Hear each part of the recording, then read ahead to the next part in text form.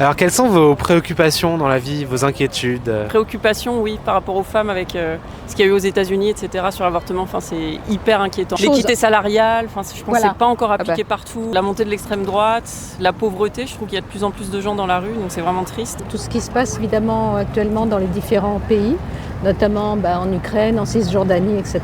Le sexisme, les violences faites aux femmes, les discriminations envers les femmes, enfin vraiment tout ce qui touche aux femmes et à tout ce qu'elles peuvent subir et endurer, fait qu'on ne puisse pas accéder à des hautes positions sociales, dans les entreprises, tout ça.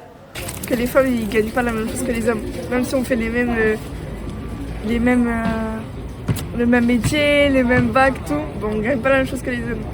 En ce moment, j'ai envie de dire la précarité, la pauvreté et surtout l'avenir de la planète, ce qu'on va laisser en héritage à nos enfants. Plus globalement, si c'est la question que tu poses sur, on va dire, l'environnement social, politique, etc., je pense que ce qui m'obsède le plus en ce moment, on n'a pas de budget, le système politico-financier français tient pas, et que tout ce qu'on considère comme étant solide, stable, fiable, le fait que l'État est là plus ou moins pour notre bien, peut changer.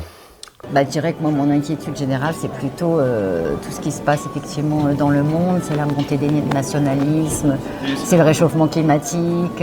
La politique internationale avec ce qui se passe aux États-Unis.